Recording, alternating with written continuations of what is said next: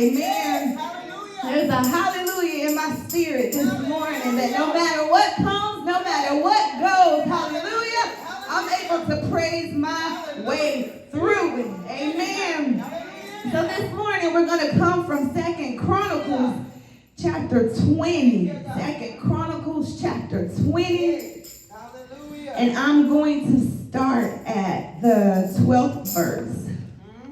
And it says, "O God, our God, will you not judge them? For we are powerless against this great multitude which is coming against us. We do not know what to do, but our eyes are on you." And so all Judah stood before the Lord with their infants, their wives, and their children. Then in the midst of the assembly, the Spirit of the Lord came above Jehaziel, the son of Zechariah, the son of Benaiah, the son of Jael, the son of Mattaniah, the Levite of the sons of Asaph. And he said, "Listen carefully, all you people of Judah and you inhabitants of Jerusalem and King Jehoshaphat. The Lord says this to you, be not afraid or dismayed at this great multitude, for the battle is not yours, but God's. Go down against them tomorrow. Behold, they will come up by the asset of Zez, and you will find them at the end of the river valley in front of the wilderness of Jerel. You need not fight in this battle. Take your position, stand and witness the salvation of the Lord who is with you, O Judah and Jerusalem. Do not fear and do not be dismayed. Tomorrow go out against them, for the Lord is with you." Now listen to what Jehoshaphat did. It says Jehoshaphat bowed his face down to the ground. And all of Judah and the inhabitants of Jerusalem fell down before the Lord, worshiping him. And it says the Levites, the sons of the Kohites and the sons of the Korahites, they stood up to praise the Lord God of Israel with a very loud voice. There's our hallelujah, with a very loud voice. So they got up early in the morning, went out into the wilderness of Tekoa, and as they went out, Jehoshaphat stood and said, "Hear me, O Judah, and you inhabitants of Jerusalem, believe and trust in the Lord your God, and you will be established and secure. Believe and trust in his prophets and succeed." And when he had consulted with the people, he appointed those who sang to the Lord and those who praised him in their holy priestly attire as they went out before the army and said, "Praise and give thanks to the Lord, for his mercy and his loving kindness endures forever." And when they began singing and praising, the Lord set ambushes against the sons of Ammon and Moab and Mount Seir, who had come against Judah, so they were struck down in defeat. For the sons of Ammon and Moab, suspecting betrayal, rose up against the inhabitants of Mount Seir, completely destroying them. And when they had finished with the inhabitants of Seir, they helped to destroy one another. So in other words, they started fighting against each other. And the Bible says, "And when the men of Judah came to the lookout tower of the wilderness, they looked toward the multitude, and behold, they were all dead bodies, lying on the ground, and no one had escaped." And when Jehoshaphat and his people came to take their spoil, they found much among them, including equipment, garments, and valuable things, which they had took for themselves, more than they could carry away, so much that they spent 3 days gathering the spoil. Amen. May the Lord add a blessing to the readers, the hearers, and the doers of his word. To use for a subject this morning, I hear the sound of victory. I hear the sound of victory. So this morning I've come to remind somebody that you got the victory. You that it doesn't matter what you're facing or what you've been going through, God has already declared that you are victorious even in the midst of this battle. And so you ought to be able to express it in the atmosphere and say this with me. I've got the victory. Come on, say it one more time. I've got the victory. So yes, I know the odds have been stacked up against you. I know that you've endured obstacle after obstacle. People have told lies and threw rocks and hid their hands. You've been going through all different types of situations. After the next, one thing after the next, your bills are due. You don't know how you're going to make ends meet. You have all of these different struggles in your life, and even the devil thought that he had you down by sending all types of sickness and disease to attack your body. But hallelujah today that you're still standing. You still have Jesus, and you still have joy. How many of you know this morning that the joy of the Lord is your strength? Hallelujah. And sometimes if you don't have joy, then you got to begin to leap for some joy. Because I got to praise my way through whatever this is. And you know what? Something about joy, this joy that I have, the world didn't give it to me. And so the world can't take it away. And so it doesn't matter what they say or what they're trying to do against me. They can't rob me of my joy. They can't rob me of my peace. They can't rob me of my identity of who I am in God. They can't tell me that I don't have the victory when God has already declared it over my life. I am victorious. And you are victorious. And so you better stop listening to the naysayers. Let them say whatever they want to say, baby. But you better hold your head up and keep your mouth shut and keep on going about your business. Even my husband told me this morning that you don't have to react to everything that the enemy tries to send against you. It doesn't require a response. But if you say anything, you should say hallelujah anyhow. I don't care what you say. I don't care what you try to do to come against me. But hallelujah anyhow. Because I'm going to have the victory even in the midst of this. And so you got the victory.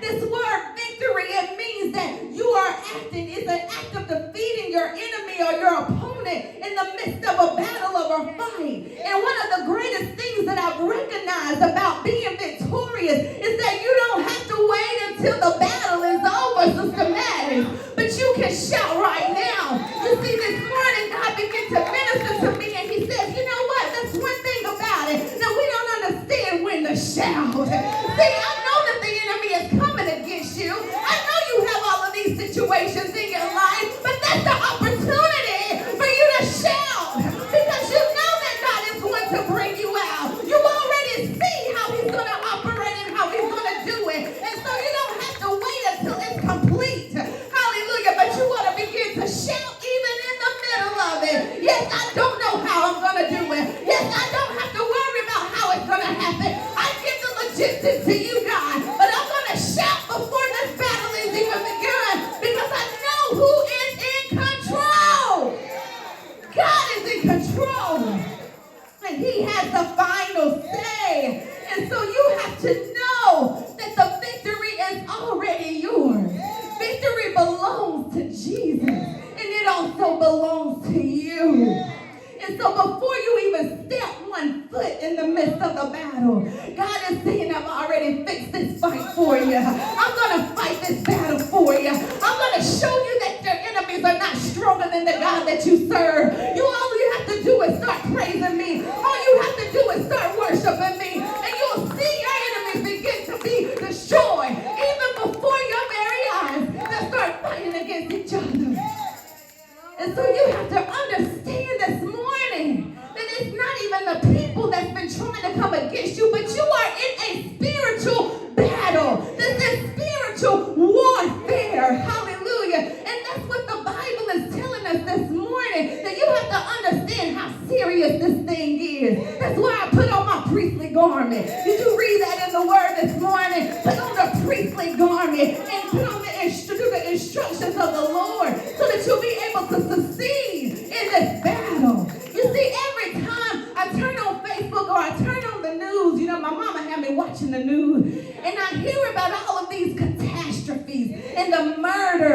the bloodshed in our streets and these families that are mourning the deaths of their sons and their daughters. Even on yesterday, my friend, she lives in Florida, and she called me and she said, you don't understand. In the last hour, there have been 3 murders.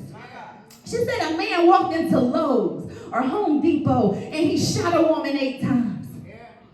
In broad daylight, didn't care. In Lowe's, shot a woman 8 times.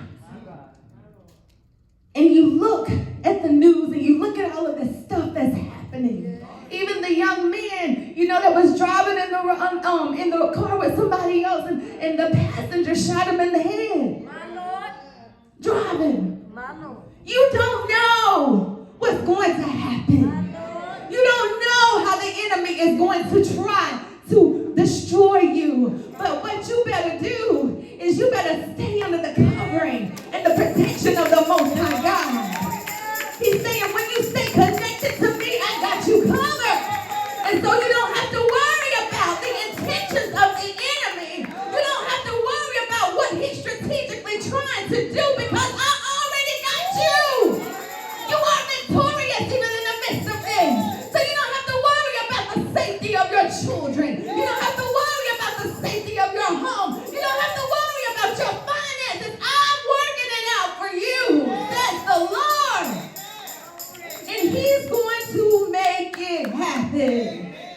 So you see, the enemy has been on this rampage, and he's seeking whomever he may devour. Even the Bible says in Ephesians 6:12, for we wrestle not against flesh and blood, but against principalities, against powers, against rulers of this darkness of this age, against spiritual wickedness in high places. So you better understand who you're fighting against.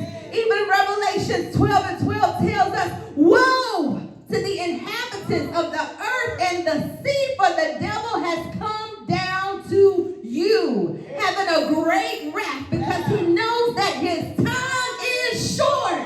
And so he's trying his best to take your children, my children, your family, my family. And so that's why we have to be persistent in our prayer life, persistent in our worship, persistent in the time that we spend with God, and stay in his face, so that we will reap the harvest, so that we will reap the blessings and the things that God has for us, so that we will stay covered and protected. And so how do we fight back? We fight back through our prayer. We fight back through our praise. We fight back through our worship. And then we fight back by having a mindset of victory. A mindset of victory. Don't you know that your praise, it will annihilate the enemy. It will take the enemy out. And so when you're going through your problems, all you have to do is start praising.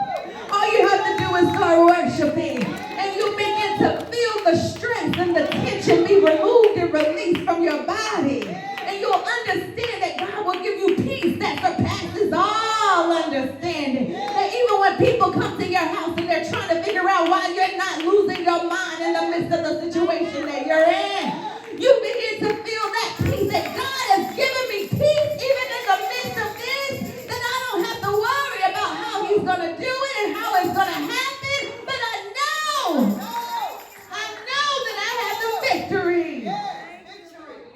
You see, we're living in a time where the enemy has tried to shut our mouths. He's trying to bridle our tongues and stop our praise from going forth unto God, because he understands the detrimental impact of our worship and what our worship and our praise can do. And so that's why he wants us to come into church and sit idle. He wants us to come in here and not do anything. He wants us to stay bound and not be able to break free. But please understand today that when you begin to open your mouth and you shout praises unto God, the chains of the enemy will begin to break and they'll begin to fall down. When you begin to worship God like you have lost your mind, then he can't hold you hostage any longer. The enemy can't hold you bound any longer, but he has to loose you and let you go. We need to stop real quick for a minute and take a 2-second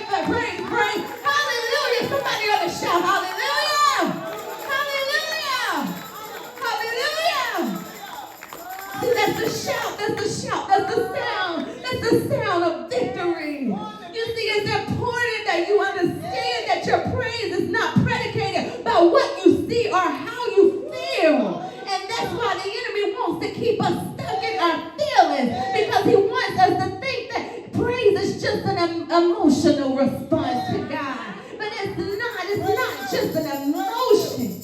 But you have to praise him, because he's going to send forth your breakthrough. He's going to send forth the victory. And so for some strange reason, in the midst of our battles and in the heat of our battles, when things seem to be falling apart in our lives, we stop worshiping. We start getting quiet and we start complaining, and we get on that telephone and we start talking to other people and fussing and complaining and trying to figure out why God hadn't did this for me and he's doing stuff for everybody else. Listen, God is not. He's waiting on you to stop complaining and start praising and get into a posture that you're able to receive what he has in store for you.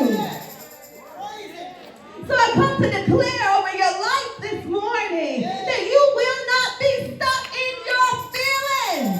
Even when you're feeling these struggles and these situations coming against you, you will not be stuck in your feelings. But you have to learn to turn your pressure into praise and your worry into worship, because your praise is not an emotion, but your praise is your weapon. So look at your neighbor and say, neighbor, I'm praising my way out of this. I'm praising my way out of this. Praise is your weapon this morning. And so when we take a look at our text, we find that Jehoshaphat, he had received some bad news or a bad report. He was told that 3 different nations, the Moabites, the Ammonites, and the Midianites, they've all band together and to try to make war against him. And he was concerned about the size of the army. Listen, a lot of times when people don't like you, they'll go get other people to try not to like you. And they're going to tell all lies about you. But one thing that they are unable to do is that they can't change God's mind about you. They can't change God's decision about you. And so the little words in the comments that they say, it don't matter, because God will still give you favor. He says, I'll still give you favor with God and with man. And so the lies that they try to place upon your life, those pits that they try to see you fall in, it's not going to work. And so you don't have to worry about what they're saying. But you can praise God in the spite of what you see. And so therefore, the first point that I wanted to share with y'all this morning is that it doesn't matter about the size of the issue. Don't let size fool you. Even David would bear witness to us today, and he will tell you that giants do fall. The bigger they are, the harder they fall.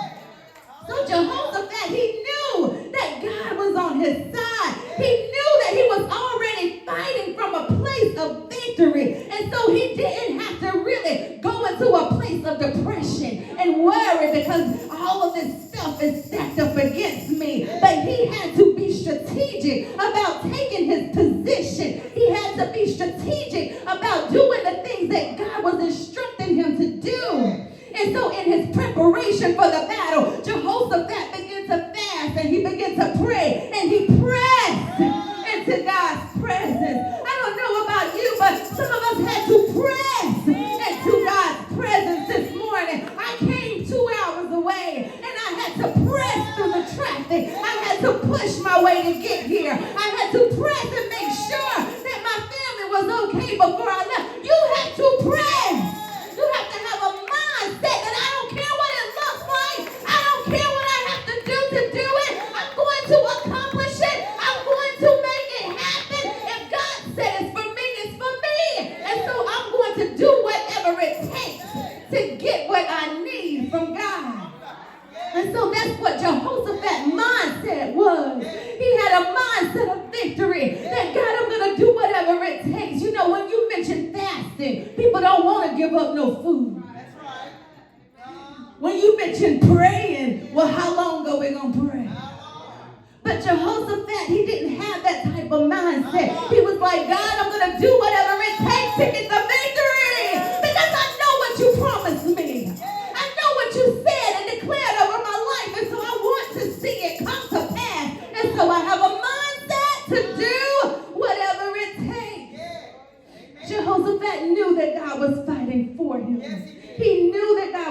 prophesy. He knew that he had the guaranteed victory. And so the Bible says in verse 18 that Jehoshaphat bowed with his face to the ground, and all of the people of Judah and Jerusalem fell down and worshiped before the Lord. Sometimes you have to fix your posture and bow down. You know, the primary meaning of the word worship in the Old Testament means to bow down. And when we bow down in God's presence, we show that we honor and we respect him. We submit to his authority. It's a form of submission and humility, because it displays that we don't have power and strength to do whatever we need to have done. We are not operating in our own power, but we relinquish our power and we give it over to God so that he can do whatever he needs to do in our lives. And so we bow before him, because that operates and activates his help when we need help from God. Some of us need to learn how to bow down. Jehoshaphat knew that God had given him possession of the land as an inheritance. An inheritance. God has an inheritance for you. But there are some prerequisites that you have to do in order to get the inheritance. Sometimes people may already be in that position that God has promised you. But God is not saying, you're not going to receive it. It's just not yet. You got to wait your turn. Get in line and watch me do it. So he said, I have an inheritance for you. Say inheritance. And he was not going to sit idly by and watch the enemy take it away, because that's what the enemy comes to do. Steal, kill, and destroy. And so if he can steal and take your inheritance, or block you and prevent you from getting to your inheritance, then he has succeeded. But when you know that God has made you a promise, when you know that God is going to stand on his promises, then you have to be willing to say, yes, God, whatever it takes. You give me the strategy. You tell me what to do. I'm going to do it. And so that's what he did. He began to develop a spiritual warfare strategy. And he got into posture of prayer and worship. And he began to change his mindset from fear to faith. Because how many of you know that God has not given us a spirit of fear, but a power, of love, and a sound mind? So in other words, I don't have to go crazy about what I see right now. I don't have to go crazy about the people that have left me and walked away. I don't have to go crazy about my finances. Hallelujah. But I have love. I can love my enemies. Hallelujah. And I have a sound mind. A sound mind. And so he began to change his mindset from worry to worship. And he began to give God back his word. He began to pray. Even in verse 10 it says, Lord, you see what all these armies are doing. They're trying to throw all these weapons and throw us out of the land that you have promised us. You see it. You said it. You told me that you was going to give me the land. And you see what the enemy is trying to do in order to stop me from possessing it. In other words, giving God back his word. You promised me. Now I need you to do something about it. You said it in your word. Now I need you to show up and move on my behalf. He says we are powerless against this mighty army that is about to attack us. And we don't know what to do. But we're looking to you for help. How many of you are actually looking to God for help? Help. Hallelujah. Help. And so, listen, he was calling out. He was crying to God. Because I know what you have said and declared for me. I know that you have an inheritance for me. But I keep having all of this blockage. Every time I turn around, there's something. It seems like I'm stepping in quicksand, because every time I try to take one step forward, I pull two steps back. And I don't really understand how I'm going to get there. But he's saying, I trust you. I trust you. Even in the midst of this attack, I trust you. And so I've come to tell somebody this morning that I know you've been going through the same types of situations like Jehoshaphat. You've been in persistent in major battles in your life, time after time, over and over again. And your enemy has linked up with other people to try to sabotage and destroy you. And it's trying to bring all of these different types of enemies against you. You know that I've been in some situations, and women are so petty sometimes. But when one person don't like you, they'll try to get the other person that don't like you. And next thing you know, you ain't did nothing to neither one of them, but both of them rolling their eyes at you. And looking at you and talking about you. Amen. But God is saying, even in those situations, you don't worry about the petty petties. You keep moving. You keep moving. Because that's what they want to do. They want to see you fail. But you better use that as your motivation to succeed. You better use that as your motivation to succeed. I want to show my haters that I can do it. I'm about to make them my motivators. I'm about to show them that I will win. And so that's exactly what Jehoshaphat did. He used this situation to display God's power and show his enemies the God that he served. And so the devil, you know, even many of us have been dealing with different types of sickness in our bodies, and the enemy keeps coming, trying his best to wear you out. Situation after situation, struggle after struggle, that I've come to pronounce that no weapon formed against you shall prosper. And the Bible says that every tongue, oh hallelujah, every tongue that rises against you, God himself will condemn. And so it doesn't matter about the size of the battle that you're in. It doesn't matter how many people in the army that is fighting against you. But Romans 8:28 says, what then shall we say in response to these things? If God be for us, then who can be against us? And so it doesn't matter what the size is, because our God is bigger than those issues. There's nothing too hard for our God. I've come to remind somebody today that you don't have to accept the threats and the attacks of the enemy, whatever he is trying to send your way. But just like Jehoshaphat, whose report will you believe? And I declare and decree that I'm going to believe the report of the Lord. His report says that I will succeed and make it. His report says that I am healed. His report says that I am more than a conqueror, that I will be victorious even in the midst of this. So I'm going to believe the report of the Lord. I mean, you know that greater is he that is in us than he that is in the world. And all you have to do is change your mindset and get into the right position and the right posture and watch God move on your behalf. So the second point that I noticed is that your praise will deliver an answer and a response from God. You know, when we look at our text after Jehoshaphat had finished praying and worshiping, the Spirit of God showed up and delivered a message to the prophet Jehaziel. And listen, this is what he said. Listen, all you people of Judah and Jerusalem. Listen, King Jehoshaphat. This is what the Lord says. Do not be afraid. We already talked about that spirit of fear is defeated in Jesus' name. He says, don't be discouraged. Don't you dare hold your head down. And then he says, by this mighty army, by how many obstacles and situations and the people that are against you, for the battle is not yours, but it belongs to the Lord. And so he told him, he said, tomorrow you march out against them, and you will find them coming up through the Ascent of Zez at the end of the valley that opens in the wilderness of Jereel. But you will not even need to fight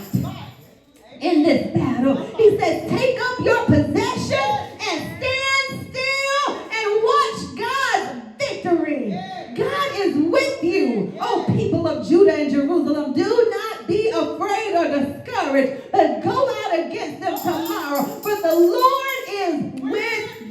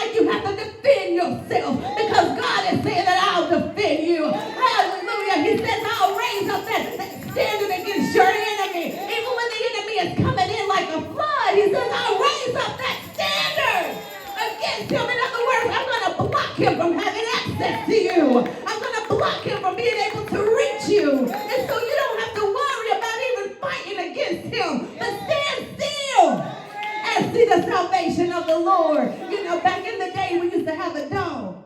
And the dog was on the chain in the backyard. And it was tied up, you know. And every now and then that dog would get the barking. And he'll get to be so vicious and mean, right? And so he's barking and he's acting like he's going to attack you. And you know what? You can stand almost this close to the dog. And even though he's barking and he's raging against you, guess what? He can't touch you. He cannot touch you. And so that's what God is saying. All you have to do is stand. Be still. Know that I'll fight your battle. It doesn't matter what the dogs are trying to do. It doesn't matter how bad and how big that enemy is trying to stand against. You stand still. And I'll show you that he won't even be able to touch you. Stand still and I'll show you that I am God. I am on your side. And I will do it for you. The victory belongs to you. And so all you have to do is take your position and stand firm against the enemy. For God has already given you the victory. God is saying that this is how you fight your battles. You get into a posture of praise and know that I've already given the victory to you. Because even though it looks like you're surrounded by your enemy, and even though it looks like there's a great army that's surrounding you, God is saying that you're actually being surrounded by me. You're even being enclosed by my spirit. I'm the one that's protecting you. I'm the one that's shielding you. I'm the one that's covering you. And so you don't have to worry about all of the things that are going on in the atmosphere around you. I got your back. Hallelujah. I got you covered and protected.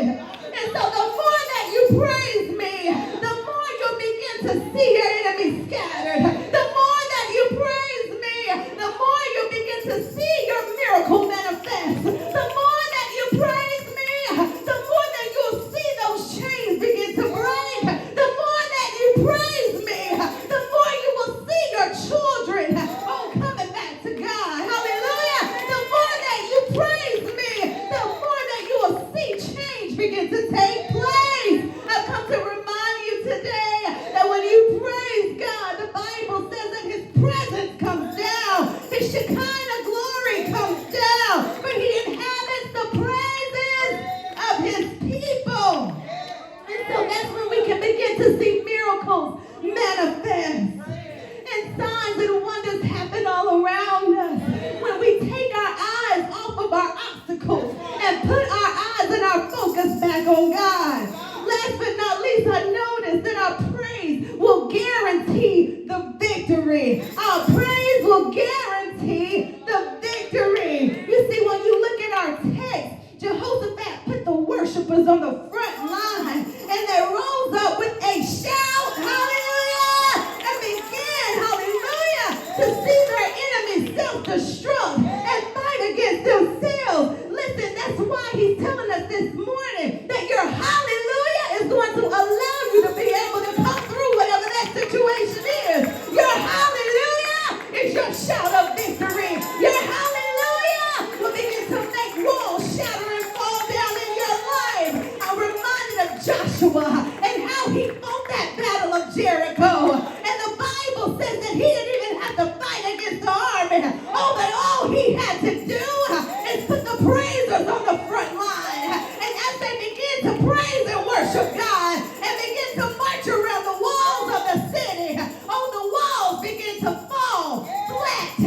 Flat is what the Bible says. And they begin to take possession of what the God has promised them. That's even what happened for Jehoshaphat. That as they begin to praise God, the enemy begin to fight against themselves and they begin to self-destruct. And they were able to go in and take possession. They were able to go in and get all of the Jews, all of the valuables, all of the things and all of the stuff that the enemy had. Hallelujah. And that's what God is saying this morning. That I need you to have a mindset just like Rocky. Y'all remember the movie Rocky? Rocky was in a situation where he was fighting. But when you hear that theme music come on, you know that Rocky is about to be victorious. Listen, I hear the sound of victory in the atmosphere. And if you are going through some situations in your life, you better